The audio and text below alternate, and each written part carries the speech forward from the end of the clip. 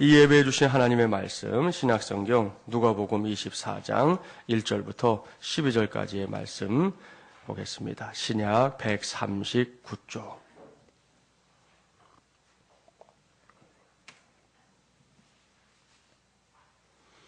누가복음 24장 1절부터 12절까지의 말씀, 신약 139쪽입니다.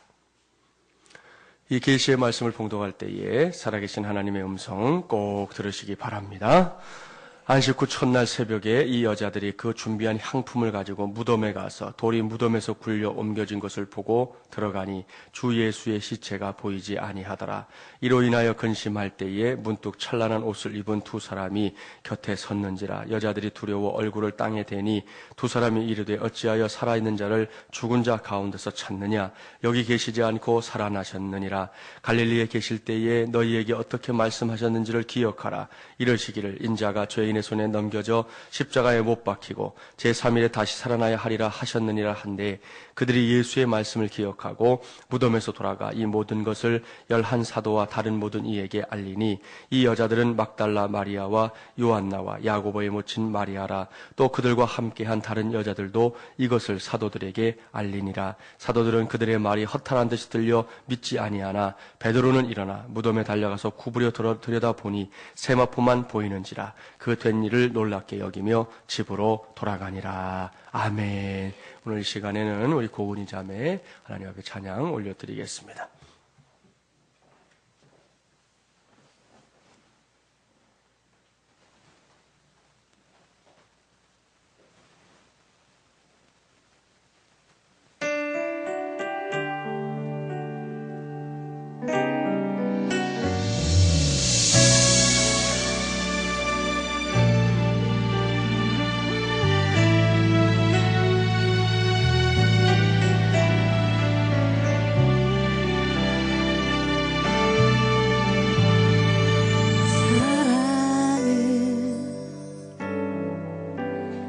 여기 있으니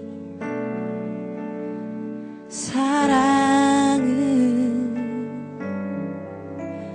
여기 있으니 하나님께서 우리를 살리려 독생자 보내심이라.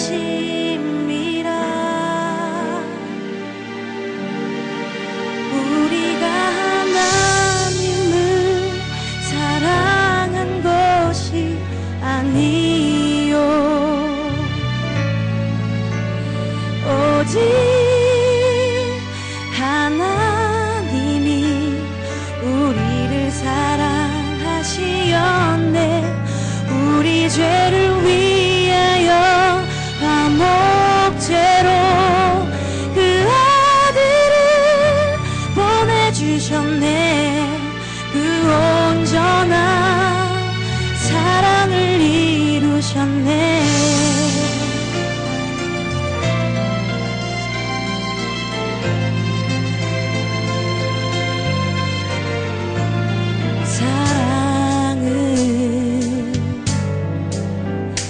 여기 있으니 사랑은 여기 있으니 하나님께서 우리를 살리려 독생자 보내심이라.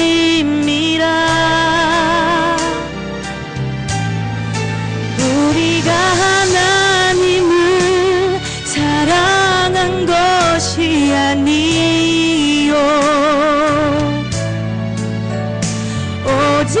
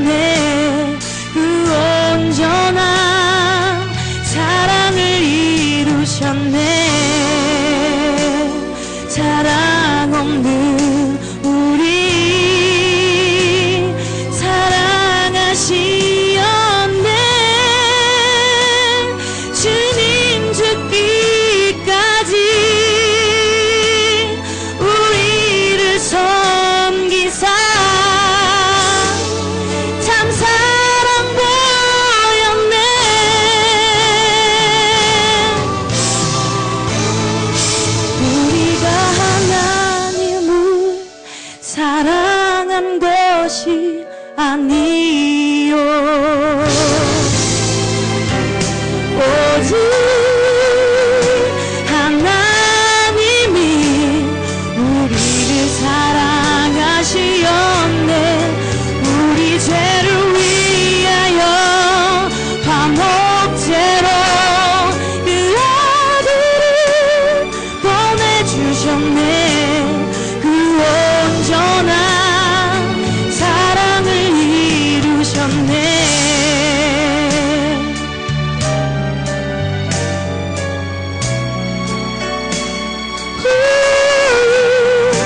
오직 하나님이 우리 사랑하사 그 온전한 사랑을 이루셨네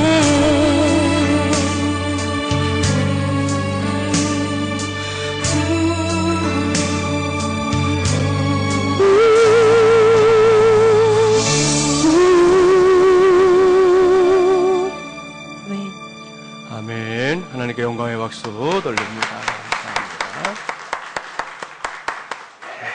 서로 축복하겠습니다. 하나님 나라 운동을 위한 마중물이 됩시다. 하나님께서 당신의 매인 것을 다 풀어주십니다. 예, 오늘 부활 주일이니까요. 한 번 더 축복합니다. 예수 부활, 당신의 부활입니다. 예수 부활, 당신의 능력입니다.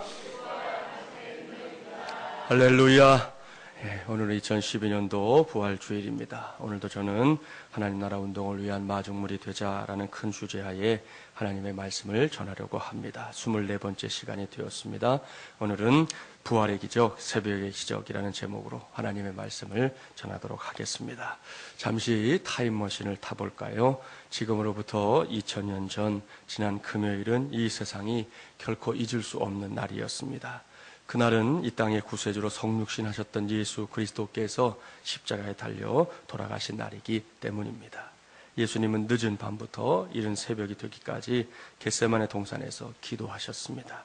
그 기도의 메아리 우리는 너무나 잘 알고 있습니다. 아버지여, 만일 아버지의 뜻이거든 이 잔을 내게서 옮기시옵소서.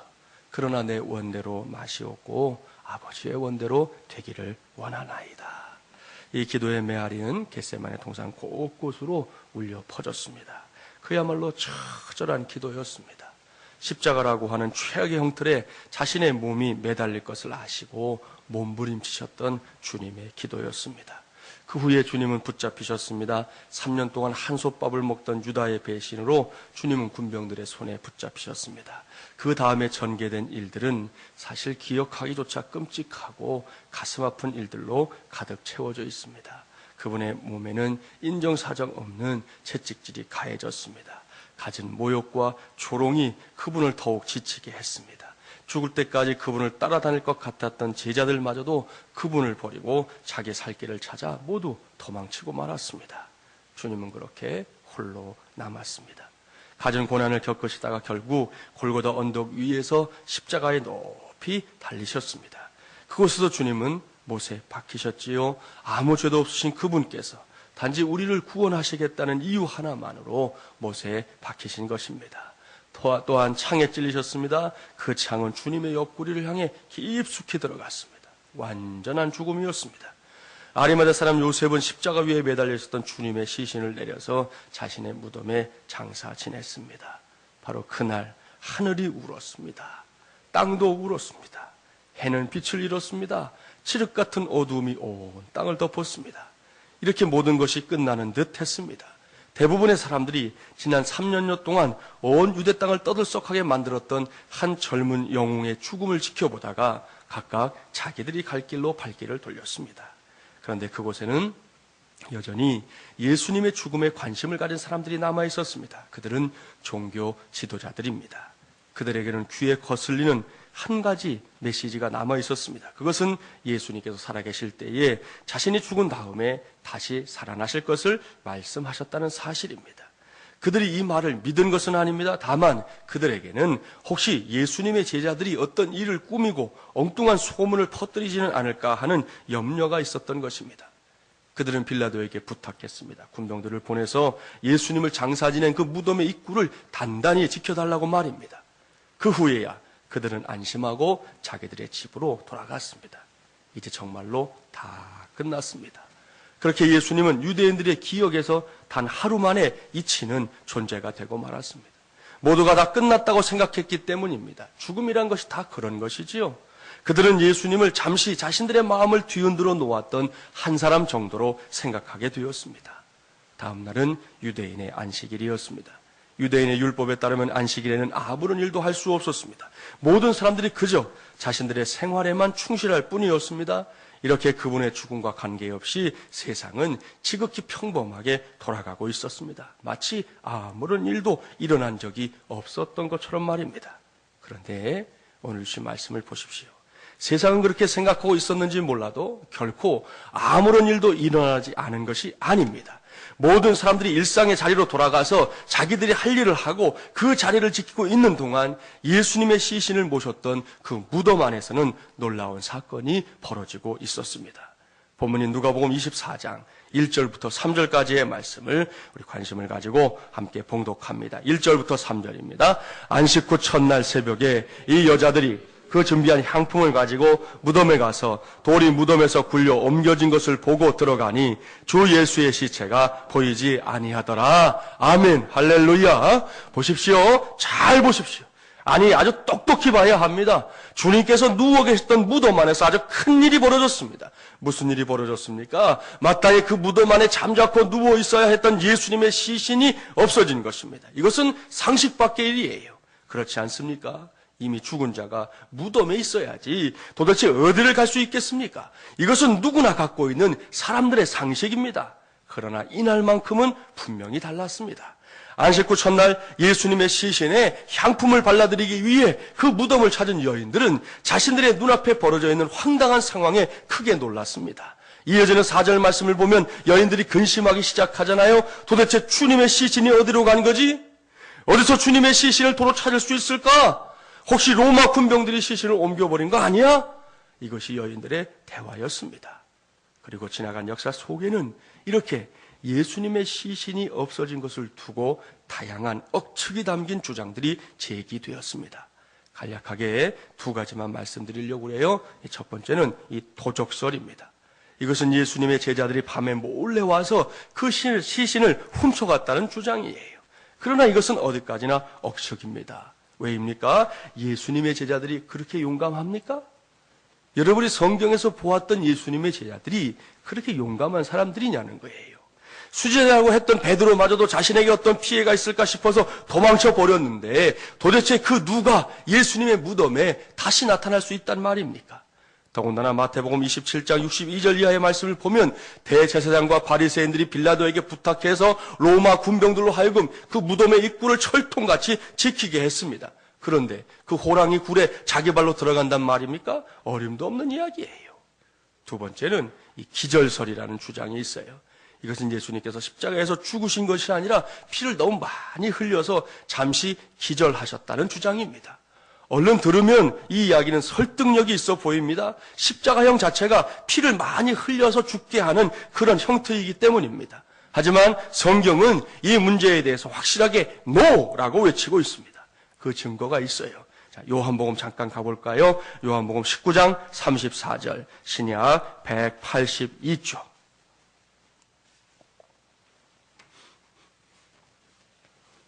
요한복음 19장 34절 말씀 꼭 기억하실 말씀이에요. 182쪽 함께 봉독합니다.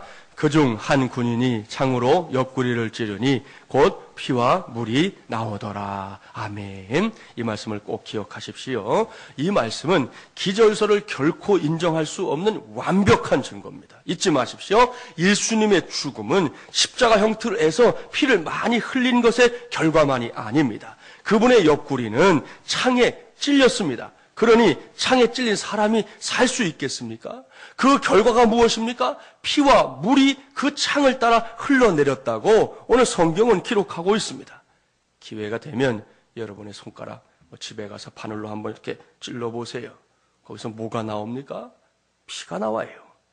여기저기 우리 몸을 찔러봐도 우리의 몸에서는 피만 나오지 물이 나오는 경우가 없습니다. 그렇다면 성경이 잘못된 것입니까? 성경에 분명히 목격자가 남기기를 물과 피가 나왔다 그랬는데 우리 몸 어디를 찔러도 물이 나오지 않는다니까요. 피가 나오지. 그럼 이게 어떻게 된 거냐는 것이죠. 성경이 잘못된 게 아니에요. 사람의 몸을 찔렀을 때 유일하게 물이 나오는 경우가 있습니다. 언제인지 아십니까? 그것은 우리의 심장이 파열될 때입니다. 우리의 심장이 얼마나 소중한 장기입니까? 하나님께서 우리 몸을 창조하실 때도 그래서 이 심장이 중요하기 때문에 갈비뼈를 이렇게 만들어 놓으셔서 그 심장을 튼튼하게 보호할 수 있도록 해주신 거예요. 거기에다 하나 더 하나님께서 이 심장만을 위해서 만든 보호장치가 있는데 그것은 이 심장을 싸고 있는 막입니다. 그 막 안에 뭐가 있냐? 물이 있어요. 심장을 싸고 있는 그 막 안에 물이 들어있다고요. 그렇다면 예수님께서 창에 찔리시고 그 창을 따라 피와 물이 흘러내렸다는 것은 무슨 뜻입니까? 그 창끝이 지금 어디를 건드렸다는 거예요? 예수님의 심장을 터뜨렸다는 것입니다. 따라서 이것은 완벽한 죽음이, 심장이 터졌는데 살 수 있는 사람이 있겠습니까? 기절하셨다고요? 어린 반푼어치도 없는 이야기예요. 따라서 이와 같은 억측 주장들은 이제 단호하게 거부되어야 마땅합니다. 예수님의 죽음은 완벽한 죽음이었습니다. 그렇다면 예수님의 시신이 도대체 어떻게 된 것입니까? 어디로 사라진 것입니까? 본문 4절 말씀을 보면 이 문제를 놓고 근심하던 여인들이 천사들을 만나는 장면을 목격할 수 있습니다. 그리고 그 천사들로부터 예수님의 시신에 대한 궁금증을 확실하게 해결받게 됩니다. 본문 5절부터 7절까지의 말씀 함께 봉독합니다. 5절부터 7절입니다. 여자들이 두려워 얼굴을 땅에 대니 두 사람이 이르되 어찌하여 살아있는 자를 죽은 자 가운데서 찾느냐? 여기 계시지 않고 살아나셨느니라. 갈릴리에 계실 때에 너희에게 어떻게 말씀하셨는지를 기억하라. 이르시기를 인자가 죄인의 손에 넘겨져 십자가에 못 박히고 제3일에 다시 살아나야 하리라 하셨느니라 하신네. 아멘. 사랑하는 마중물이란 가족 여러분, 이것이 무슨 말씀입니까? 예수님은 이제 더 이상 죽음의 자리를 지키고 있는 분이 아니라는 말씀입니다. 그렇습니다. 예수님은 살아나셨습니다. 죽음의 자리를 확실하게 박차고 다시금 일어나신 것입니다. 그러한 사실을 전제하고 천사들이 여인들에게 그리고 이제는 오늘 부활주의를 맞이한 우리 모두에게 도전하듯 말하고 있습니다. 어찌하여 산 자를 죽은 자 가운데서 찾느냐? 어찌하여 산 자를 죽은 자 가운데서 찾느냐? 예수님께서 너희에게 미리 말씀하신 것을 기억하라. 인자가 죄인의 손에 넘기고 십자가에 못 박히지만 제3일에는 다시 살아나리라 하셨느니라. 아멘. 할렐루야. 이것이 예수님의 무덤 안에서 벌어진 놀라운 사건입니다. 우리는 이 사건을 부활의 기적이라고 부릅니다. 그렇습니다. 죽은 자가 무덤의 문을 열고 나오다니요. 죽은 자가 그 죽음의 자리를 버리고 다시금 생명을 취하게 되다니요. 이것은 세상의 상식으로는 도무지 설명할 수 없는 것입니다. 따라서 우리는 기적이라고 부를 수밖에 없습니다. 그것도 기적 중에 기적인 줄 믿습니다. 그리고 지금 그 기적이 저 유대 땅 예루살렘에서 벌어지고 있는 것입니다. 2000년 전 오늘이 바로 그 기적의 날입니다. 부활의 기적이 세상 속에서 일어난 바로 그날 말입니다. 그렇습니다. 예수님께서 다시 살아나셨습니다. 우리의 죄와 허물을 대신하여 십자가에 달려 돌아가셨던 그분이 다시 살아나셨습니다. 우리를 구원하시기 위해 살아나신 것입니다. 우리에게 하나님의 자녀됨의 권세를 부어주시기 위해 살아나신 것입니다. 저와 여러분에게 영생의 소망과 확신을 주시기 위해 그분은 부활하셨습니다. 이제는 사탄도 사망도 무덤의 권세도 더 이상 두려워할 대상이 아닙니다. 예수 그리스도를 나의 주, 나의 하나님으로 고백하는 사람들에게 사탄과 그의 최강 무기였던 사망은 이제 무용지물이 된 것입니다. 맥스루케도 목사님이 쓰신 책 가운데 예수님이 선택한 십자가라는 책을 보면 예수님의 부활을 이렇게 묘사하고 있어요. 아주 짧은 글이지만 의미가 있어요. 들어보세요. 예수님은 어두운 무덤에서 사흘을 보내신 후 환한 웃음으로 부활의 아침 햇살 속으로 당당히 걸어 나오시며 초라한 루시퍼에게 한 말씀 하셨는데 뭐라고 하신 줄 아세요? 그것이 제일 센 주먹이더냐? 라고 하셨다. 그렇게 쓰고 있어요. 할렐루야. 참으로 멋진 표현이에요. 사탄인 루시퍼는 자신의 제일 센 주먹인 사망으로 예수님을 확실하게 KO시켰다고 생각했습니다. 그런데 예수님께서는 사흘 만에 그 사망의 자리에서 일어나시면서 사탄에게 되물으셨다는 거예요. 사탄아, 겨우 그거냐? 그게 너의 제일 센 주먹이냐? 이제 보니 별것 아니네 라고 말씀하셨다는 거예요. 이것이 부활하신 예수님께서 외치신 위대한 승리의 외침입니다. 이제는 이러한 부활의 기적을 나의 것으로, 우리의 것으로 확실하게 체험하는 오늘 이 시간이 되기를 주님의 이름으로 간절히 축원합니다. 할렐루야. 자, 그러한 소원을 담아 이제부터는 저를 따라서 한마디 한마디 큰 소리로 외쳐보시기 바랍니다. 사망아, 너의 쏘는 것이 어디 있느냐? 사망아, 너의 이기는 것이 어디 있느냐? 이 썩을 것이 불갑을 썩지 아니함을 입을 것이요, 이 죽을 것이 죽지 아니함을 입으리로다. 사탄아, 사망아, 주 예수 그리스도의 부활의 기적이 너를 짓밟았느니라. 할렐루야. 사랑하는 여러분, 제가 이번 특세 중에 말씀을 드렸지요. 이 외침은 제가 장례식을 집례하게 되면 마지막 시간에 큰 소리로 외치는 선언이라고 말입니다. 저는 이 선언을 외칠 때마다 온몸이 저리저리합니다. 이제는 이 위대한 외침이 바로 저와 여러분 모두의 몫이 되기를 간절히 바랍니다.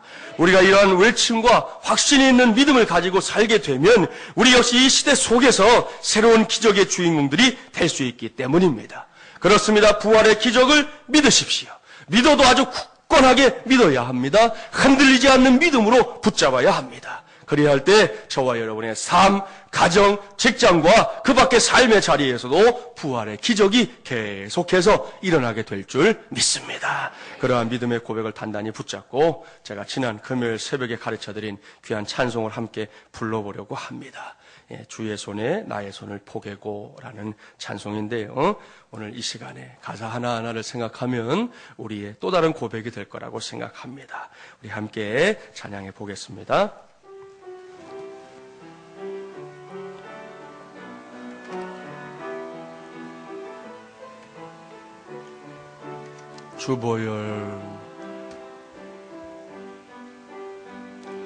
주보혈 날 정결케 하고 주보혈 날 자유케 하니 주 앞에 나 예배하는 이 시간 나의 모든 것을 주께 드리네. 주의 손 날 위에 찢기셨고 주의 발 날 위에 박히셨으니 이제는 내가 사는 것이 아니요 오직 주를 위해 사는 것이라.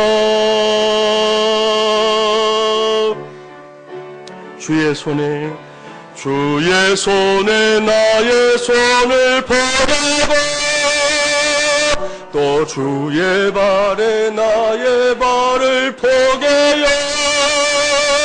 나 주와 함께 죽고 또 주와 함께 살리라. 영원토록 주 위에 살리라. 주의 손에 나의 손을 포개고 또 주의 발에 나의 발을 포개요. 나 주와 함께 죽고 또 주와 함께 살리라. 영원토록 주 위에 살리. 주의 손에 나의 손을 포개고 주의 손에 나의 손을 포개고 또 주의 발에 나의 발을 포개요. 나 주와 함께 죽고 또 주와 함께 살리라. 영원토록 주 위에 살리라. 주의 손에 나의 손을 포개고 또 주의 발에 나의 발을 포개요. 나 주와 함께 죽고 또 주와 함께 살리라. 영원토록 주 위에 살리라. 주 위에 살리라. 주 위에 살리라.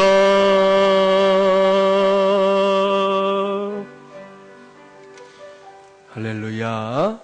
이 귀한 고백이 2012년도 부활주의를 맞이한 저와 여러분 모두의 것이 되기를 주님의 이름으로 축복합니다. 그런데 오늘 우리가 이러한 부활의 주님을 만나면서 한 가지 꼭 잊지 말아야 할 것이 있습니다. 그것이 무엇이냐 하면 그것은 이 부활의 기적이 일어난 시간입니다. 도대체 언제 부활의 기적이 일어났느냐 하는 질문입니다. 이것이 2012년 사순절 특세를 은혜 가운데 마무리하고 부활절을 맞이하여 그 부활의 기적을 내 것으로 취하고자 하는 사람들이 반드시 점검해야 할 사실입니다. 여기서 오늘 본문인 누가복음 24장 1절 말씀으로 돌아가 봅니다. 1절 함께 봉독해 볼까요? 안식 후 첫날 새벽에 이 여자들이 그 준비한 향품을 가지고 무덤에 가서 아멘. 잘 보십시오. 우리 주님 예수 그리스도의 부활의 기적이 일어난 시간이 언제입니까? 새벽입니다. 안식 후 첫날 새벽 말입니다.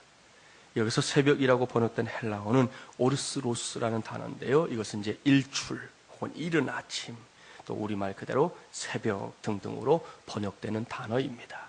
그러니까 본격적인 하루가 시작되기 직전의 시간을 가리키는 것이죠. 바로 그때입니다. 바로 이 오르스로스의 시간에 부활의 기적이 일어난 것입니다. 저는 이와 같은 사실을 생각하면서 오늘의 말씀 제목을 정한 거예요. 부활의 기적, 새벽의 기적. 바로 이것 말입니다. 반드시 기억하십시오.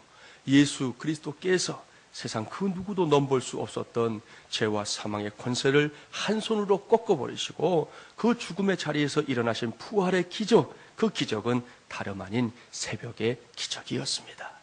오늘 이 부활의 날에 저와 여러분 모두가 바로 이러한 사실에 주목해야 합니다. 그렇습니다. 새벽은 기적의 시간이에요. 주님께서도 이와 같은 사실을 알고 있었습니다. 예수님께서도 이 땅에 머무실 때 새벽의 중요성을 아시고 친히 새벽을 기도하는 시간으로 삼으셨습니다. 마가복음 1장 35절을 보니 이렇게 기록되어 있어요. 새벽 아직도 밝기 전에 예수께서 일어나 나가 한적한 곳으로 가사 거기서 기도하시더니 그랬습니다. 예수님의 공생애는 결코 편안한 시간들이 아니었습니다. 하루에도 수없이 많은 사람들을 만나셔야 했습니다. 그분이 가는 곳에는 늘 사람들이 들끓었기 때문입니다. 또한 늘 여행길에 있으셨기 때문에 피곤하실 수밖에 없었습니다. 그럼에도 불구하고 우리 주님께서 결코 소홀히 하지 않으신 것이 있다는 것이에요. 그것은 새벽이라는 시간의 소중함입니다. 주님께서는 그 새벽을 하나님과 1대1로 교제하시는 기도의 시간으로 삼으셨습니다. 하루하루의 일들을 하나님께 펼쳐놓았던 것이지요. 그리고 물었습니다. 예수님께서 하실 일들을 물었고요. 가르쳐야 할 것들이 무엇인지를 물었습니다. 저는 이러한 새벽의 시간들이 예수님의 공생애를 더욱더 풍성하게 만든 지름길이었다고 분명히 믿습니다. 우리 마지물이란 공동체는 어제까지 이렇게 귀한 새벽의 외침을 감당하면서 사순절 기간 내내 열심히 달렸습니다. 이미 여러 차례 말씀을 드린 대로 이번 특세를 통해 수많은 응답의 고백들을 들을 수 있었습니다. 그 모든 것들이 응답을 체험하신 분들에게는 기적과도 같은 것이었습니다. 지난 수요일 새벽에도 제가 한 집사님의 간증을 해드렸고요. 또 이번 주간 마무리하면서도 우리 또 황 집사님의 기적과도 같은 체험도 여러분들에게 말씀을 드렸는데요. 그런 집사님들 외에도 이 모양 저 모양으로 제게 기도 응답에 대해서 말씀해 주신 성도님들이 많았습니다. 얼마나 감사한 일입니까? 우리 오늘 기도해 주신 정정순 집사님도 기도 제목 중에 사업장을 위한 기도 제목이 있었거든요. 근데 어느 날 방송국에서 카메라를 들고 찾아온 거예요. 뭐 집사님이 소문도 안 냈는데 어느 작가 되시는 분이 와서 이 조탕 드셔보시더니 아주 입에 딱 맞았던 모양이죠. 그래서 M 방송국에다가 이야기를 해가지고 거기서 와가지고 찍고 가셨대.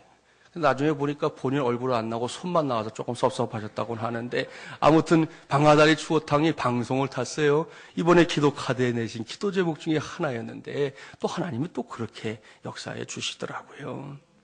얼마나 감사한 일입니까?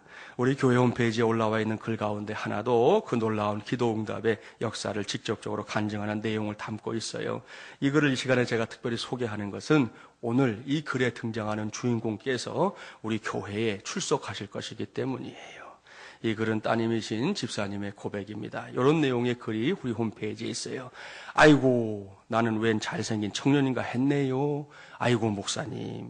저의 친정어머니의 말씀입니다. 그러니까 친정어머니가 절 보고 했다는 얘기입니다. 제가 청년인 줄 알았다는 거니까 그렇게 참고하세요.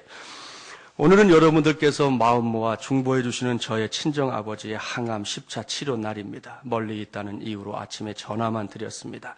지금까지 잘 이겨내셨으니 끝까지 이기시라고.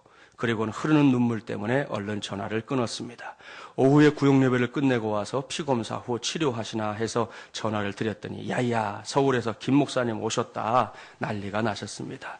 작년 10월 이후에 5개월 만에 다시 영남대학 병원을 찾으신 목사님, 특효약이 직접 오셨으니 아버지는 새 힘을 얻으셨습니다. 감사합니다. 오늘 새벽에도 여러분들과 기도 제목 나누었다는 말씀을 들었습니다. 고맙습니다. 사랑의 기도의 빚진 자로 저도 누군가의 중보자가 되어 갚겠습니다. 오늘 구역 예배에서는 집 나간 아들을 환대하며 맞은 아버지의 해픈 사랑에 대해 나누었습니다. 하나님 아버지의 끊임없는 무조건적인 사랑을 보았습니다. 그 사랑으로 인해 마중물예람 교우 여러분들도 이런 사랑을 나누고 계시지요. 이제 완쾌라는 판정을 받고 여러분들을 만나고 싶다는 소망을 가지고 사신 아버지를 모시고 곧 뵙겠습니다. 서울 김 목사님 교회에서 첫 번 예배를 드리고 싶으시답니다. 그날이 속히 오기를 저도 소망합니다. 비행기 타고 한국 갈 겁니다. 그날까지 모두들 강건하시고 특세 끝까지 완주하시고 승리하세요. 주 안에서 사랑하고 축복합니다. 이런 글이에요. 사랑하는 마중물예람 가족 여러분, 무슨 이야기인지 아시죠? 지난 3월 11일에 발행된 주보에 실린 목양 칼럼을 통해 소개해드린 박정수 아버님에 관한 이야기입니다. 그때 제가 썼던 칼럼의 제목이 무엇이었는지 기억하시나 모르겠어요. 가을 특세에 뿌린 복음의 씨앗이 사순절 특세로 열매를 맺다라는 제목으로 제가 칼럼을 썼었는데요. 이 제목 그대로 이 박정수 아버님은 특세하고 아주 깊은 관련이 있어요. 지난 가을 우리 교회에서 처음으로 실시된 가을 특세 중에 이 아버님께서 대장암 판정을 받고 수술을 하게 되었다 하는 소식을 전해 듣고는 제가 직접 대구에 내려가서 복음을 전했습니다. 내려가기 전에 특세를 진행하는 중이었기 때문에 특세 시간에 나온 성도님들에게 제가 오늘 가서 이 아버님이 예수님 영접하시면 돌아올 것이요, 예수님 영접하지 않으시면 나 서울로 오지 않을 거니까 내일 새벽에는 여러분들께 모여서 찬송을 부르고 말씀 읽고 가라고 제가 그러고 이제 내려갔거든요. 감사하게도 그날 아버님께서 병상에서 예수님을 영접하셨습니다. 지금도 그 영접기도 하던 그 순간이 아주 생생하게 기억납니다. 하나님 아버지, 저는 죄인입니다. 저는 죄 하시더니 눈물을 콸콸콸 쏟는 거예요. 70 어르신이. 그리고는 눈물 가운데 영접기도를 하셨거든요. 그렇게 시작된 믿음의 씨앗이 항암을 10차 동안 받으시는 동안 아주 잘 자라 주었습니다. 오늘 이렇게 특세를 마무리하고 맞이한 부활주일에 아버님께서 자녀손들을 이끌고 우리의 교회에 이제 나오기로 하신 거예요. 더더욱 감사한 것은 지난 4일에 피검사하고 CT검사 결과가 나왔는데요. 아주 깨끗하다는 거지요. 그 어떤 곳에도 남아있는 이 암세포 없이 깨끗하다는 판정을 받고 어제 저녁에 만나서 좀 식사를 했거든요. 하여튼 식구들이 12명이 와요. 오늘 그러니까 자리를 조금 비워드려야 돼. 12명이 올라왔어요. 꼬맹이 손주들까지 해가지고. 몽땅 올라와 지금 저기 종안 로타리에 있는 헐리데이인 성북이라는 호텔에 방 3개 잡아서 지금 거기 계셔요. 여기 예배 오늘 드리려고. 할렐루야. 하나님께 모든 영광 돌려드립니다. 이러한 은혜는 그저 몇몇 분들에게 국한된 것이 아닙니다. 기도함으로 새벽을 깨웠던 많은 분들이 이번에도 다양한 응답들을 받았습니다. 그야말로 새벽의 기적들을 맛본 것입니다. 그러나 여기가 그 기적의 끝은 아닙니다. 왠지 아시죠? 오늘 이 자리에서 부활의 감격과 은혜를 누리고 있는 우리 모두가 계속해서 하나님께서 우리의 인생 한복판에서 보여주시는 기적들을 맛보며 살아가야 할 사람들이기 때문입니다. 지나간 교회 역사 속에도 그렇게 살았던 사람들이 참 많습니다. 그 중에 한 사람을 소개할까요? 그는 감리교의 창시자인 존 웨슬리입니다. 그는 88세까지 살면서 50년 가까이 말을 타고요. 40만 킬로미터 이상을 여행했고 4,200회에 달하는 설교를 했습니다. 200권이 넘는 책을 저술했습니다. 이것은 그가 매우 건강한 육신을 가지고 있었기 때문에 가능했던 것인데요. 그 건강의 원인을 그의 일기에 다음과 같이 적고 있습니다. 계속적인 운동과 기분 전환을 한다. 육지에서든 바다에서든 몸이 아프든 건강하든 간에 밤에는 반드시 수면을 취한다. 60년 이상을 새벽 4시 기상을 유지해왔다. 50년 이상을 새벽 5시에 기도와 설교를 계속해왔다. 평생 거의 고통이 없었기에 슬픔도 걱정도 거의 없었다. 존 웨슬리의 기록이에요. 사랑하는 마중물리랑 가족 여러분, 참으로 대단한 사람입니다. 그리고 이것이 웨슬리가 웨슬리 될 수 있었던 길입니다. 거기에는 새벽의 기적에 대한 굳건한 믿음이 있었습니다. 그는 평생 새벽을 깨우는 삶을 선택했습니다. 그리고 해냈습니다. 이제는 우리 차례입니다. 부활의 기적을 믿고 체험하는 이 시간에 저는 새벽의 기적까지 저와 여러분의 몫으로 확실하게 주어지게 되기를 주님의 이름으로 축복합니다. 이 기적은 무엇보다 새벽이라는 소중한 시간을 통해 체험하게 되는 기적이에요. 수많은 한국교회 가운데 명일동에 있는 명성교회는 이미 새벽의 기적을 체험하는 것이 상식이 된 교회로 알려져 있습니다. 수천 수만 명의 새벽에 모입니다. 남녀노소의 구분이 없습니다. 생각해 보십시오. 하나님의 자녀들이 그렇게 모여서 기도하는데 어떻게 하나님께서 가만히 계시겠습니까? 어떻게 아무런 일도 안 일어나겠습니까? 여러분, 놀라운 일이 일어나는 것이 당연한 것이요, 아무런 일도 일어나지 않으면 그것이 기적이라는 거예요. 이렇게 새벽은 분명히 하나님께서 우리 모두에게 기적과도 같은 은혜를 부어주시는 시간입니다. 그렇기 때문에 그러한 새벽의 기적을 이제 어제로 끝내지 말고 앞으로도 살아가는 인생 내내 계속해서 이어지는 기적으로 삼으시라는 당부입니다. 어디 새벽 시간 분이겠습니까? 그 시간만이 아니라 우리 인생의 한 시점 한 시점을 하루의 시작인 새벽을 깨우듯 그렇게 기대하는 믿음을 갖고 감당해 보시기를 바랍니다. 하루를 시작하실 때마다 마음에 딱 외치세요. 하나님께서 오늘도 나를 위해 어떤 일을 행하실까? 여러분, 그게 믿음이에요. 다른 게 믿음이 아니에요. 하루의 문을 열면서 아이고 죽겠네. 오늘도 또 이 지긋지긋한 하루를 살아야 돼. 그건 믿음이 아니에요. 하루를 시작하면서 하나님께서 오늘은 나를 위해 어떤 일을 행하실까? 내가 있는 삶의 자리에서 도대체 무슨 일을 하실까? 그런 기대감을 가지고 시작하시라는 거예요. 바로 거기에서도 하나님께서 허락하시는 위대한 기적이 일어나게 될 줄 믿습니다. 이것이 예수 그리스도의 부활의 기적을 확인하는 오늘 주님께서 우리 모두에게 걸고 있는 기대입니다. 우리를 향해 품고 계신 뜻입니다. 그 기대에 그 뜻에 적극적으로 부응해서 혼란을 거듭하는 이 시대를 부활의 능력으로 정복해 나가는 우리 마중물연함의 모든 가족들이 되시기를 주님의 이름으로 간절히 축원합니다. 기도하겠습니다. 하나님 아버지 감사합니다. 오늘 우리에게 부활의 날을 맞게 하심에 감사합니다. 그 부활의 기적은 2000년 전 저 제자들이나 그 주변에 있던 사람들만의 몫이 아니라 나의 몫이요, 우리의 몫이요, 우리의 교회의 몫인 줄 믿습니다. 하나님, 부활의 기적을 이제 우리의 삶의 자리에서 하나님이 허락하신 능력으로 온전히 누리며 살 수 있는 우리 모두가 되게 하여 주시옵소서.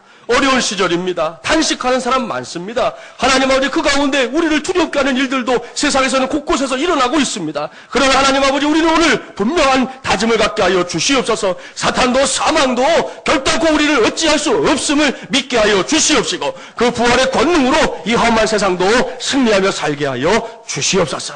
특별히 부활의 기적은 새벽의 기적이었습니다. 하나님 아버지, 새벽의 기적을 이어가는 우리 모두가 되게 하여 주시옵소서. 하나님 아버지, 매일이 어렵다면 그저 한 주간에 2, 3일만이라도 우리 함께 새벽을 깨우며 하나님 앞에 쓰임받는 종들로 꼭 세워질 수 있게 하여 주시옵시고, 부활의 기적, 새벽의 기적이 내 인생의 기적으로 자리 잡을 수 있도록 은혜를 베풀어 주시옵소서. 예수님의 이름으로 기도하옵나이다. 아멘.